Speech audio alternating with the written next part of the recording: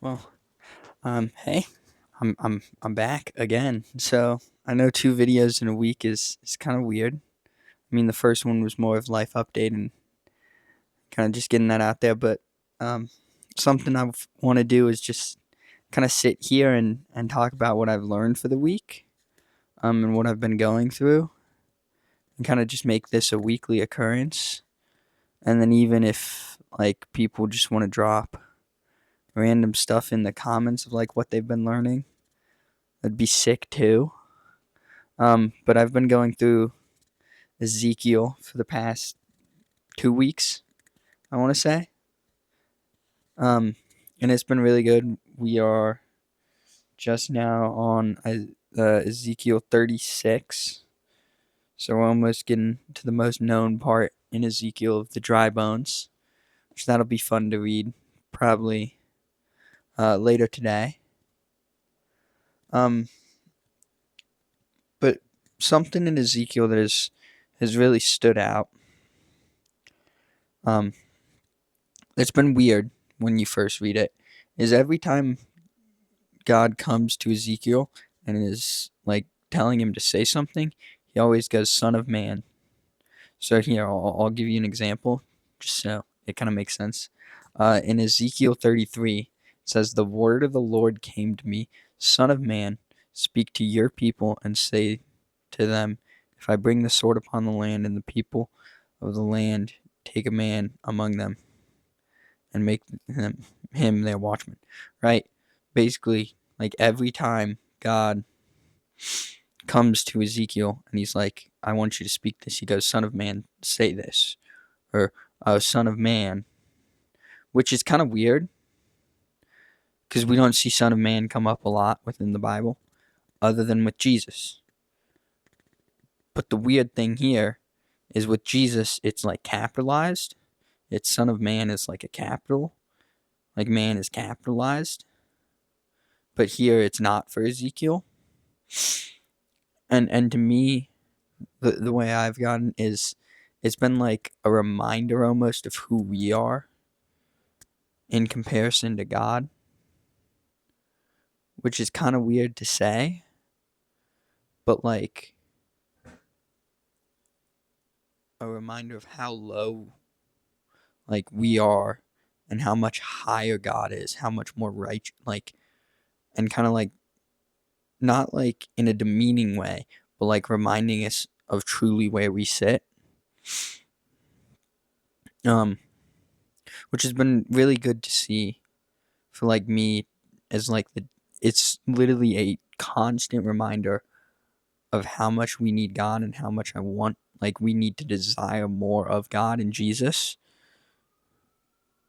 And then another part that Ezekiel loves, which really isn't Ezekiel, it's the Lord.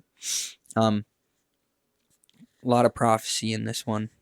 But the line that happens over and over again is, "Then you will know that I am the Lord," which is like when you're reading that, you're like, what? But he's like, because of what happens, you will know I am the Lord. And that's such a good reminder. Because of what he does, we will know he's the Lord. He's Lord. And like just sitting here and reflecting on that is like, we see what he does constantly. I mean, we see his creation every day. Even that's telling us he's Lord. But then you look at the cross and it's like, oh, that's also telling us he's Lord. You look at all the stuff that he's done and he's like, you know he's Lord because he's done this stuff. Which is like amazing to think about, right? But really the another part that's really stuck out to me is one verse in, again, Ezekiel 33. And it's verse 4 in Ezekiel 33. "Then if anyone who hears the sound of the trumpet does not take warning, and the sword comes and takes him away, his blood shall be upon his own head." Kind of weird, right? But in the way that it's the context of this whole chapter, is Ezekiel is Israel's watchman. So Ezekiel's job is to sound the horn, sound the trumpet, and to warn them of the incoming doom, and like conquest and takeover because of their unrighteousness. So it's, hey, if you tell them, you blow the trumpet, they hear it, and they do nothing to turn back and become right, their blood is on their hands. But the next verse goes on to say, if you don't blow the trumpet, verse 6. But if the watchman sees the sword coming and does not blow the trumpet, so the people are not warned, the sword comes and takes any one of them away.